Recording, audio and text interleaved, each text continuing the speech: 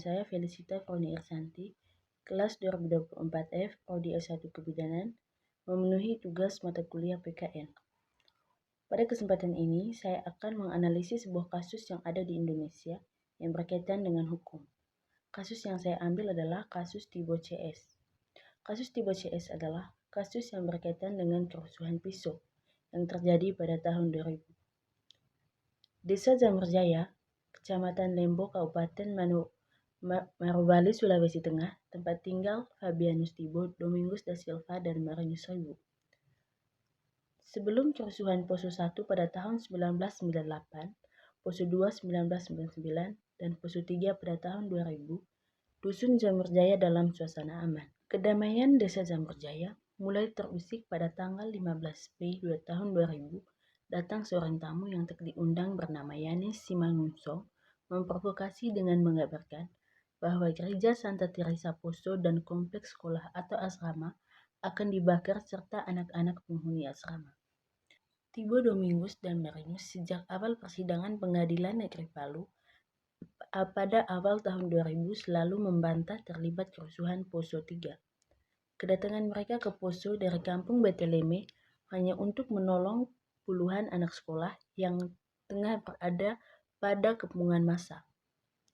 Proses peradilan Tibo CS sebanyak 17 kali, penuh dengan tekanan massa, bahkan Tibo dipukul oleh salah satu saksi di ruang sidang. Tuduhan jaksa yang menyatakan mereka telah memimpin pembunuhan. Tibo dan kawan-kawan divonis hukuman mati oleh Pengadilan Tinggi Sulawesi Tenggara pada 5 April tahun 2001.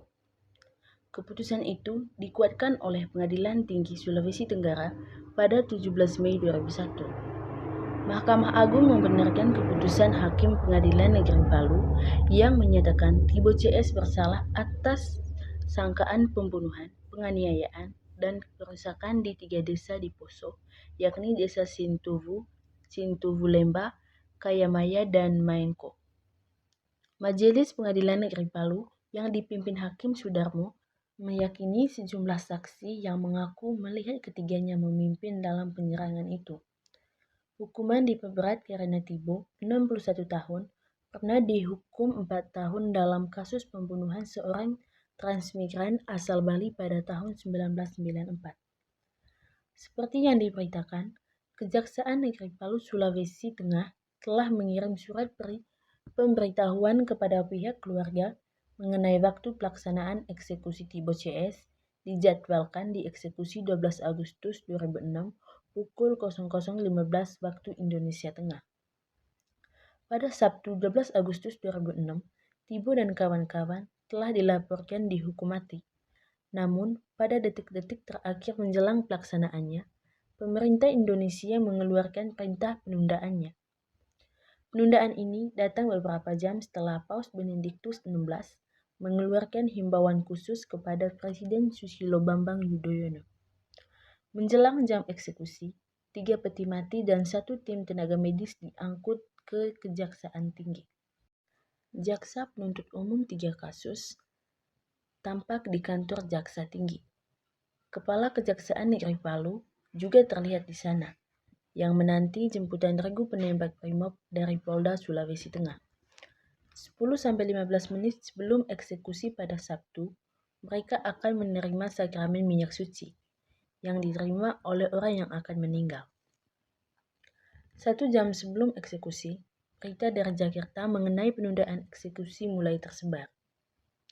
Jenderal Polisi Sutanto kemudian menyatakan eksekusi ditunda hingga 17 Agustus.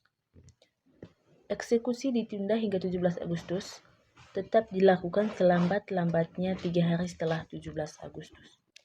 Penundaan eksekusi atas 3 terpidana ini sudah ke-6 kalinya. Eksekusi seharusnya dilakukan setelah Maret 2004. Hukuman ditunda karena mereka mengajukan gerasi di Presiden. Ketika gerasi ditolak, September 2005, mereka mengajukan lagi permohonan pada PK kedua. Pada 22 September 2006, dini hari, Fabianus Tibo dan kawan-kawan menjalani eksekusi mati di Poso, Provinsi Sutengah di hadapan regu tembak.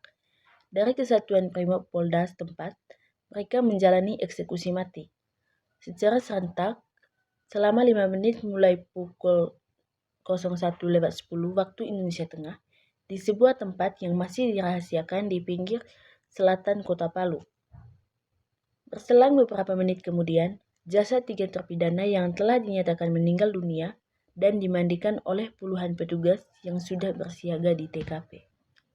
Kaitan antara kasus Tibo dan nilai-nilai sila Pancasila. Yang pertama, sila 1.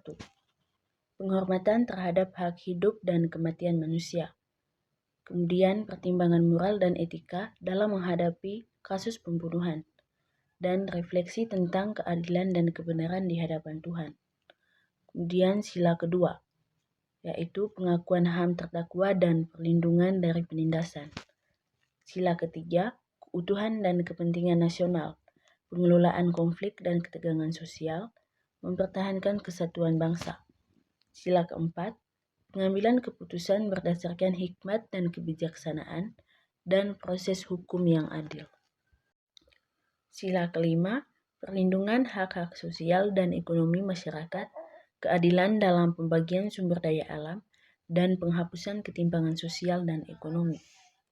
Kesimpulannya, kasus Tibo merupakan contoh kegagalan penegakan hukum di Indonesia. Kegagalan ini juga dipengaruhi oleh ketimpangan sosial ekonomi yang memicu konflik. Oleh karena itu, penting untuk memperbaiki sistem hukum dan peradilan.